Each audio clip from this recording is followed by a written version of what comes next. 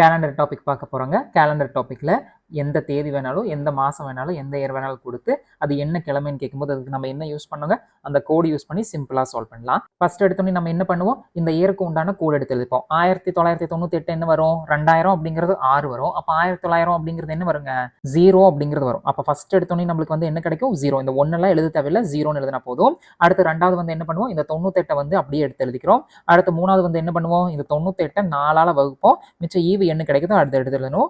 2 வந்து 8, மிச்சம் 18, 2 வந்து 16, மிச்சம் 2. நம்மளுக்கு இந்த 24 கிடைச்ச போதும், 24 எடுத்து எடுத்துக்கிறோம். அடுத்து என்ன பண்ணுவோம், இந்த மந்த் வந்து இந்த இயரை வச்சு கனெக்ட் பண்றோம். இந்த 98ங்கிறது 4ஆல் வகுப்படுங்களா, அதாவது 0 இல்லாம வகுப்படுமா, அதாவது இங்கே 2 வந்துருச்சு. அப்ப அதுக்கு வந்து நார்மல் இயர் கோட் தான். பட் ஜூன் அப்படிங்கிறது சேம் இதுதான்.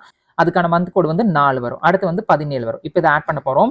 98 24 எவ்வளோ வருங்க, 122 அப்படின்னு வரும். 4 17 + 21 ஆட் பண்ணால் நம்மளுக்கு என்ன வருங்க, 143 அப்படின்னு வரும். இந்த 143 7ஆல் நம்ம வகுத்தோம் அப்படின்னா 27 140, மிச்சம் வந்து 3 அப்படின்னு வரும். இந்த 3 அப்படிங்கிற கோடு வந்து எதுக்கு வருங்க, 0ங்கிறது சண்டே, 1ங்கிறது மண்டே, டியூஸ்டே 2ங்கிறது டியூஸ்டே, 3ங்கிறது வெனஸ்டே. அப்போ இந்த கேள்விக்கு பதில் என்னங்க, வெனஸ்டே தான் ஆன்சர். ரொம்ப எளிமையான ஒரு கேள்வி, ஈஸியாக சால்வ் பண்ணலாம். ஃபர்ஸ்ட் 1998க்கு ஒரு கோடு எடுத்து எழுதுறோம், அதனோட இயர் கோடு 0. அடுத்து 98 எழுதுறோம், 98. அடுத்து 98 4ஆல் வகுத்து அந்த கோஷன்ட் வந்து எடுத்து எழுதுறோம், 24. அடுத்து வந்து ஜூன் வந்து இந்த இயரை வச்சு பார்க்குறோம், நார்மல் இயர் தான். அப்போ அதுக்கான கோடு வந்து 4. அடுத்து இந்த 17 அப்படி எழுதுறோம். இதை எல்லாத்தையும் ஆட் பண்ணால் நம்மளுக்கு என்ன கிடைக்கும் அப்படின்னா 143. இந்த 143 7ஆல் கண்டிப்பாக வகுக்கணும். அப்போ தான் வந்து அந்த வார கணக்கு போகும். மிச்சம் வந்து நம்மளுக்கு என்ன கிடைக்குங்க, 3 அப்படின்னு கிடைக்கும். இந்த 3 வந்து டே கோடில் பார்க்கும்போது 3 வந்து வெனஸ்டேக்கான டே கோட். அவ்வளோதான். இந்த கோடு தெரிஞ்சிருச்சு அப்படின்னா ஈஸியாக சால்வ் பண்ணலாம். அந்த கோடு தெரியாதவங்களுக்கு அதையும் நான் அட்டாச் பண்ணுறேன், பார்த்துக்குங்க. ரொம்ப எளிமையான ஒரு கேள்வி. இந்த கோடு வந்து மனப்பாடம் பண்ணிக்கங்க.